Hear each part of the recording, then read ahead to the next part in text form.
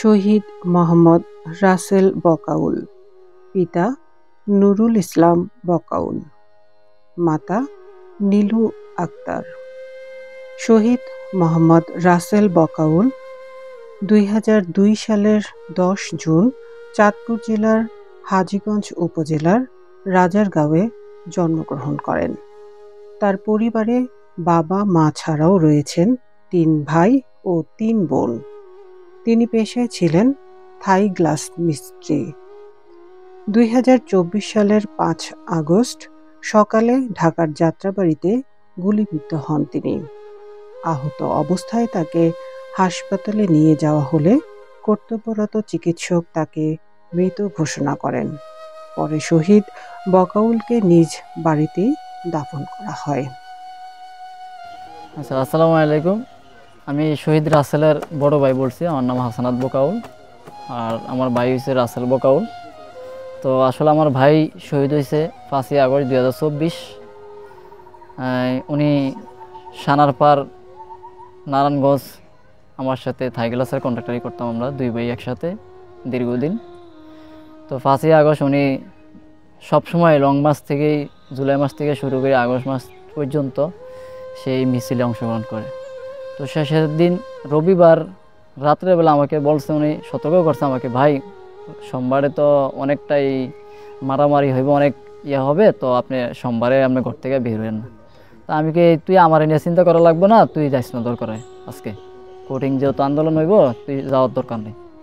পরে এই হুকেরে আমার সতর্ক করে দিয়েছে। রবিবার সোমবারে সকালবেলা আমি বাসার থেকে বের হয়ে গেলাম ৭টা বাজে। 12 আমি 50টা টাকা দিলাম রবিবার রাত্রে। দেওয়ার পূর্বে আমি বলছি, তুই সকালে নাস্তা খেয়ে ঘরে থাকিস। তো আমি সকাল 7টা সাড়ে 7টার দিকে বাসার থেকে বের হয়ে যাই, ওনাকে ঘরে রাখা। তো আমি বাইরে চলে যাই কাজে আর কি। কাজে যাওয়ার পূর্বে আমি তখন বাসায় ফিরে আসি 1টা বাজে। তো আর সময় অন্য সময় সেই সকাল সকাল চলে আসতো। তো আসার পূর্বে আমি চলে আসছি, আইসা দেখি মোটামুটি আমি 2:30 বাজে দেখি আমার ছোটো ভাই রাসেল আসে নাই। পরে আমি মোটামুটি 2:45টার দিকে হয়েছে, ওনাকে একটা ফোন দেবো, শার্ট প্যান্ট পরতেছি, যে আসেন না কেন ভাত খেতে আজকে। তো আমি পরবর্তীতে আমি 3:05 এরকম হবে, আমি প্যান্টটা পরে একটা পায়ে দিছি। এর মধ্যে একটা ফোন আসছে। ফোন আসার পূর্বে একটা কথা বলছে যে, ভাইয়া আপনাকে এই মোবাইল হলায় কী হয়, আপনার এই মোবাইলের গাও কী হয়। তো আমি বলছি, ওই তো আমার ছোটো ভাই। এই করে ফোনটা কাটা যায়। কাটা যাওয়ার পর্বে মোবাইলে চার্জ ছিল না। তো আরও যারা ছাত্ররা ওনাকে মোবাইলে নাম্বারটা নেওয়ার পূর্বে আমাকে আবার ফোন দিচ্ছে, ভাইয়া আপনাকে প্রথম যে নাম্বারটা ফোন দিছি, তো এই নাম্বারের লোককে। তা বলছে, উনি তো আমার ছোটো ভাই। বলছে এরকম মনটা আন্দোলন যায়, যাত্রাবাড়িতে গুলি খেয়ে মারা গেছে, আমরা মাউথওয়েল সোসাইটি হসপিটালে নিয়ে আসছি, আপনি দ্রুত আসেন। আপনি কোথায় থাকেন? আমি তো সানারপাড়। তাহলে তো কাছাকাছি আছেন, তাহলে আপনি দ্রুত আসেন, ঠিক আছে, আপনার ভাই গুলি খেয়ে মারা গেছে। তখন তো আমার হুঁশ নাই, আর কী করবো না করবো আমার কোনো দিশা হবে না। আমার একজন চাচা থাকে, মোহাম্মদ আবুল বাসার বকাউল। আমি চাচারে ফোন দিলাম, কাকা এই অবস্থা, রাসেল তো গুলি খেয়ে মারা গেছে যাত্রাবাড়িতে, আপনি দ্রুত আসেন। তো এই চাচারে নিয়ে তখন তো আন্দোলনে অনেক মানুষ, কোনো রাস্তাঘাটে কোনো গাড়ি করার কোনো কিছু চলার মতন কোনো পজিশন ছিল না। তো এই ক্ষেত্রে আমি তাড়াতাড়ি চাচারে নিয়েই গেছি। চাচার তো একটু ভারী মানুষ, একটু হাঁটতে পারে না। তো আমি ধরে যাইতে কোনো রিক্সা নাই, যাইতে পরে আমি এই মাউথওয়েল মেডিকেলে ওইখানে গেলাম।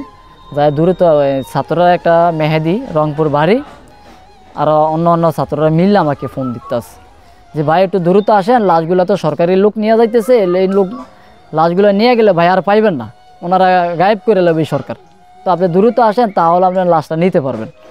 তো আমি দ্রুত গেলাম, দৌড় দিতে মনে করেন আমার বুক ব্যথা উঠে গেছে। আমি তাড়াতাড়ি গেলাম, যাওয়ার পূর্বে তখন লোক নিয়ে নেয়। তো আমার ভাইয়ের সাথে 5টা লাশ ছিল, মানে ছাত্ররা মিললে 5টা লাশ যাত্রাবাড়ি থেকে ভ্যান গাড়িতে করে ওই হসপিটালে নিয়ে আসে। তো বলছে, ভাই 2 জন লাশ উঠিয়ে লাইছে, তাদের সরকারি যে গাড়িগুলো, ওই গাড়িতে উঠে লাইছে, ওগুলো নিয়ে যাবো। তা আপনি 3 জন আছে, একটু তাড়াতাড়ি আসেন, যদি 3 জনের মধ্যে আরও কাউকে চিনেন, তাহলে হয়তোবা তাদের আমরা রাখতে পারবো, তো তাড়াতাড়ি আসেন। তো আমি তাড়াতাড়ি যাই দেখি যে আমার ভাই তো হতে রাখছে। যাই আমি 3 জন লাশ দেখলাম, আর 2 জন অ্যাম্বুলেন্সে উঠে রাখছে সরকারি যে গাড়িগুলো। এরা এগুলা ঢাকা মেডিকেল নিয়ে যাবে আর কি, তাদের দায়িত্ব নিয়ে। পরে ওইখানে যাই দিয়ে আমার ভাইয়ের মনে করেন আমি অনেক কান্নাকারি, তখন আমি অস্থির হয়ে গেছি, কী করব না করব কোনো দিশা পাই না।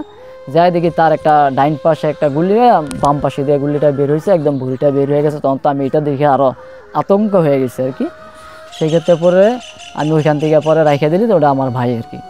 পরে ভাই পরে আমাকে মোবাইলটা বলতেছে যে দিয়ে আপনার ভাইয়ের মোবাইল কী কালার, আমি কি আমার ভাইয়ের বাটা মোবাইল এই কালারের একটা কালো কালার কালো বুলের মধ্যে আর কি। পরে কেন আমরা কথা কাজে ঠিক আছে, তখন আমার মোবাইলটা দিল যে ভাই আপনার এই ভাই। পরে সিটে শোয়ে রাখলো ওই হসপিটালের বেডে। পরবর্তীতে অনেক মানুষ সেখানে, অনেক ছাত্রমাত্র মহিলা অনেক মানুষ আসছিল, ওইখানে আরও লাশ আসছিল, অনেক লাশ ছিল। তারা খুব ভালো একটা সেবা দিচ্ছে হসপিটালের মালিক, কোনো টাকা পয়সা মানুষের কাছ থেকে নেয় না যে আজকের জন্য সব ফ্রি। যত মানুষ আসবে আগে চিকিৎসা করে, এরপরে টাকা পয়সা চিন্তা ভাবনা করে। এগুলো আপনার মাউতালের উত্তর পাশে সোসাইটি নাকি একটা হসপিটাল আর কি, হসপিটালটা অনেক আনকমন আর কি, নতুন দিছে 8-9 মাস হয়েছে আর কি।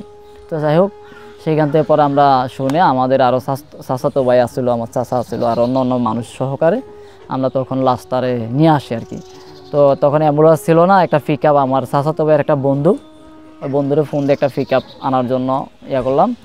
তখন আমি খবর পাই হচ্ছে আপনার 3:30 বাজে, 3:15 বাজে আর কি আমি খবর পাই। তো সকালবেলা কি আমাকে ফোন দিচ্ছে, আমি মোবাইলটা আবার বাসায় ছিল, আমি আর খোঁজ পাইছি না তখন, নাইলে আরও আগেই আমি তার খবরটা পাইতাম আর কি। আমার মোবাইলটা বাসায় ছিল, ওর কারণে আমি এর খোঁজটা পাইছি 3:15টার দিকে।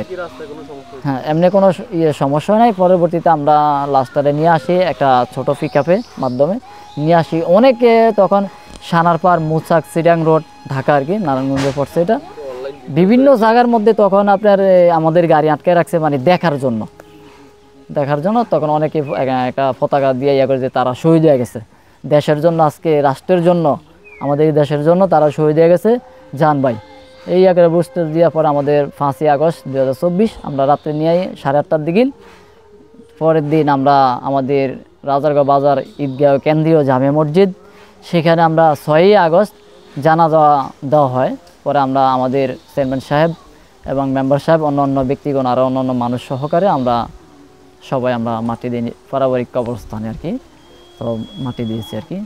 তো এখন আমাদের কথা হচ্ছে, সর্বশেষ কথা হচ্ছে, যারা আমার ভাইয়ের, যাদের জন্য আমার ভাই শহীদ হয়েছে এবং যাদের জন্য আমার ভাই আজকে দেশ থেকে ত্যাগ হয়েছে, আমার মা বাপ এখনও কান্না করে। আমার মা এখন অনেক শুকিয়ে গেছে, মোটামুটি 9 মাসে 15 কেজির মধ্যে কমে গেছে। দীর্ঘদিন প্রতিদিন কান্না করতে করতে ছেলের জন্য আমার মা অস্থির।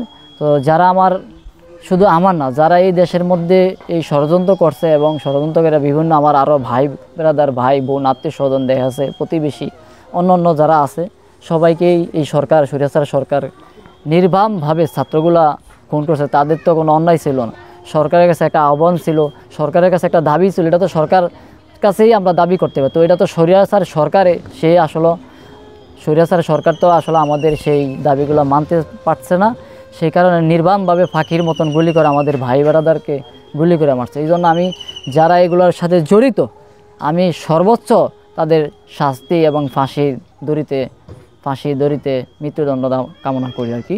এবং সুস্থ এই বিচারটা যেন পাই আমরা, তাহলে হয়তোবা আমার ভাই মরার পর আমরা মরার পর বলতে পারলাম যে ভাইয়ের একটা সুস্থ বিচার হয়েছে আর কি। যারা এখন বর্তমান যারা সরকার আসবে জানি না, যেই আসে আমি মনে করি সুস্থভাবে তদন্ত করে যারা এগুলোর সাথে জড়িত, আমার ভাইয়ের খুনির সাথে যারা জড়িত, তাদেরকে সর্বোচ্চ শাস্তি, ফাঁসির দড়িতে মৃত্যুদণ্ড দেওয়া হয়। এই হলো আমার বক্তব্য। এবং ভাইয়ের অনেক ইচ্ছা ছিল এই বাড়ির মধ্যে, আসলে আমাদের ভাইয়ের অনেক পরিকল্পনা আসলে আমাদের এই বাড়িটার মধ্যে কোনো রাস্তার কোনো ফয়সালা না, আমরা অন্য রাস্তা দিয়ে হাঁটি, আসলে অনেক সময় দেওয়া আছে বেড়া দেয়, আমাদের এই বাড়ির মানুষগুলো হাঁটতে পারে না। তো আমরা চাই যে ভাইয়ের কারণে যেন আমাদের এই রাস্তার একটা পরিকল্পনা করে দেন, যেন আমাদের এই মানুষ হাঁটতে পারে তার।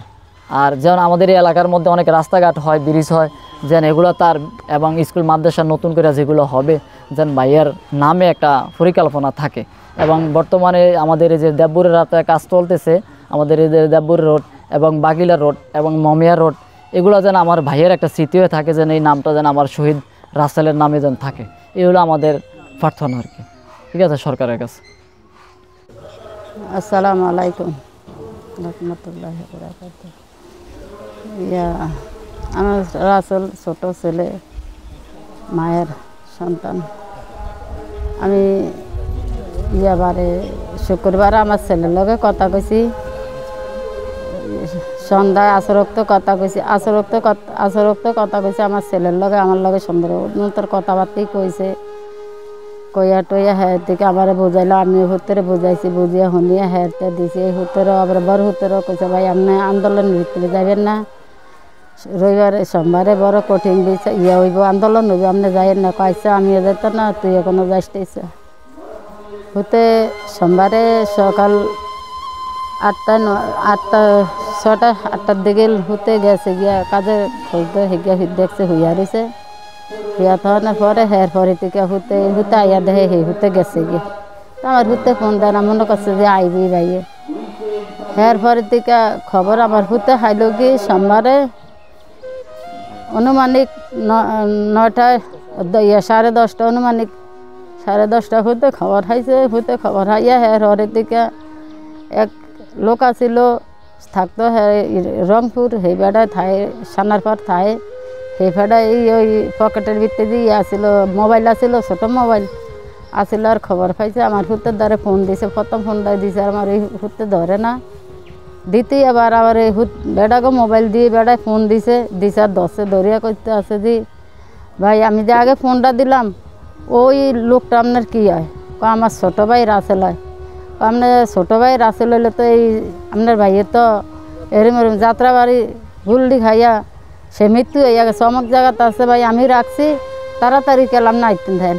হতে কি এর শিউর কি এর বাউর কি এর কি হতে চাষার দ্বারা যাইয়া চাষার লগে খারার উপরে কথা কয়ে হতে দৌড়ের মাত। সেদিন আবার হতে যে গাড়ি বাস পাইব বা কিছু পাইব এমন বাবার কোনো ক্ষমতা নাই। হতে দৌড় দিতে দিতে দিতে দিতে হেতে বেড়া খালিকার ফোন দিতেই আছে। 3 জন লোক রাখছে সেই বেড়া রাইকা হের হরিতিকা হেরা তো লইয়া যাইতে ভাই আপনার তাড়াতাড়ি আইন, লইয়া যেতে আছে লইয়া যেতে আছে আপনার তাড়াতাড়ি আইন। এরকম করতে করতে করতে করতে হতে হেই কোন জায়গায় জানি গেছে আর হেন ফোন দিছে আর আমার ফুতে কোনো আর বুঝে না দেখে এক ডাক্তারের দোয়ানো যায়, ডাক্তারের মোবাইলটা দিয়ে কবে আইসান তো কী কো আমি কোনো বুঝি না। সেই বেড়া কথা বুঝ যায় হেতে আমার ফুতেরে কইছে ভাই এই ব্রিজটা ফারন, এই ব্রিজটা ফার হইলে সামনে দেখবেন।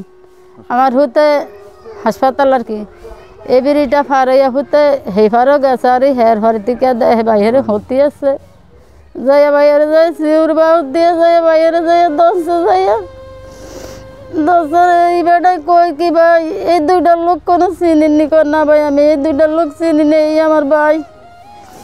এই আর হরে থেকে উতরে তখন ডাক্তারের দ্বারা কি করিয়া ভূতে আনছে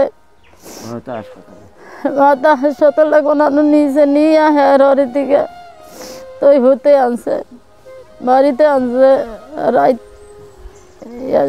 এসার নজর উক্ত নিমানা এসার নজর পরে তাই হতে না আনছে ইন্দে তো দুনিয়ার কেমত খবর হইয়া আর খবর আছে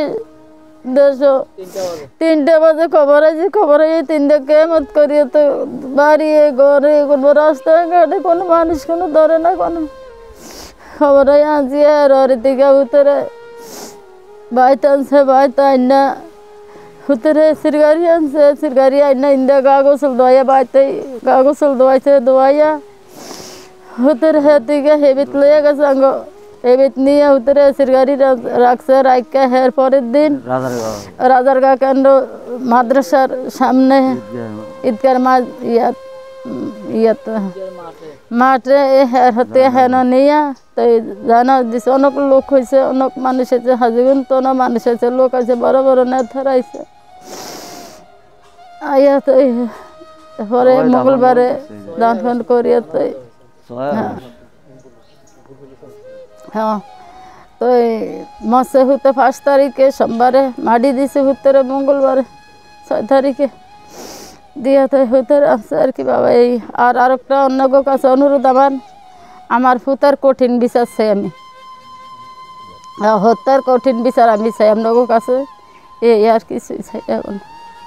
আর আমরা আমার ছেলে যদি থাকতো আমার মায়ের বউ কই থাকতো, মায় এলা হুতারা বেচ দিত কম দিত, মার বউকে থাকতো, মা কইয়া বলান দিত, হুতারা মার বউকে থাকতো। দুনিয়ার তন হুতে গেছি গিয়ে চল্লা গেছি হুতে কোনো বিয়া করে না, শাদি করে না, কিছুই করে না, ওতে মা বাহার দিল সাহিত্য বিল্লা।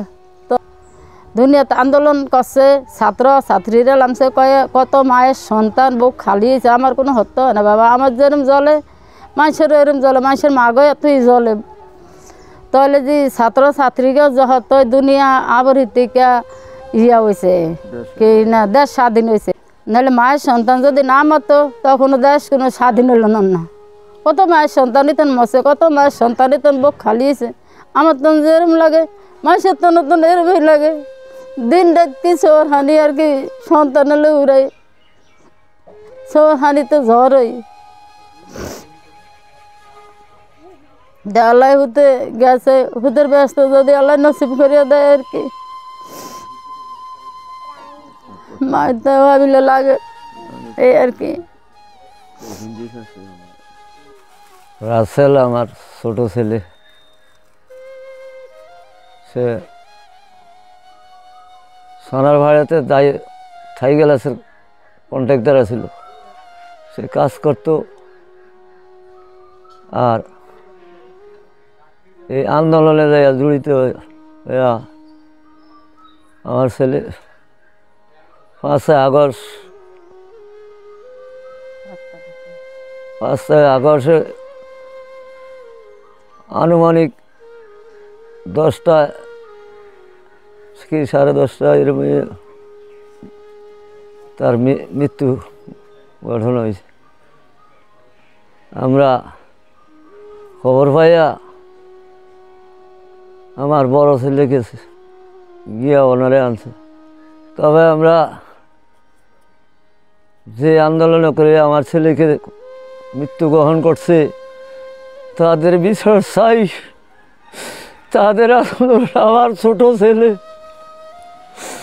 আমার আজ পর্যন্ত আমার ফুতে বহুত আমার কি করতো, বাবা তুমি কি করো, কি খাইছো, তুমি কি করো, তুমি চা খাইছো নি? আমি বাজারে মার্কেটে গেলে আমার ফুতে দিন গাইতো আজকে 9 মাস আমার জিজ্ঞাসা করে না। আর আমি তাদের কীভাবে যে অঞ্চল খাবো আমার কোনো বোধ নাই। তবে আমি তাদের ভিতরে আমি আমার এই সরকার আমার বিচার চাই। আমার যে আন্দোলনে আমার শহীদ হয়েছে তাদের বিচার আমি চাই। আমি গরিব মানুষ, আমি কিছুই কি বলবো, আমার বলার কোনো এমন কিছু নেই। তবে আমার ছেলের আমার সংসার চালাইতো, আমি দেখা করতো, আমি আজকে আর সেই ছেলের হারাই আজকে আমি অন্ধকারে হয়ে রয়েছি। এখন আমার ছেলের আমি বিচার চাই সরকারের কাছে এবং আমার সুস্থ বিচার যেমন আমি পাই।